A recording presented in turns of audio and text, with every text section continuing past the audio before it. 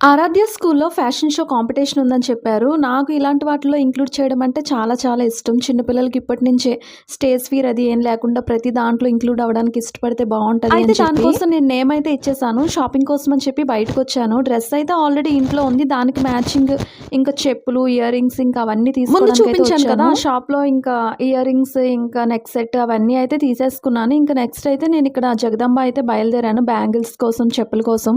నాకు especially street shopping అంటే చాలా చాలా ఇష్టం. కానీ ఇక్కడ బార్గెనింగ్ స్కిల్స్ చాలా ఎక్కువ ఉండాలి. ఒకే ఐటెమ్‌ని ఒక్కొక్క దగ్గర ఒక కాస్ట్ అయితే చెప్తారు. ఫైనల్లీ ఇక్కడ కూడా ఒక నెక్ సెట్ అయితే తీసుకున్నాను.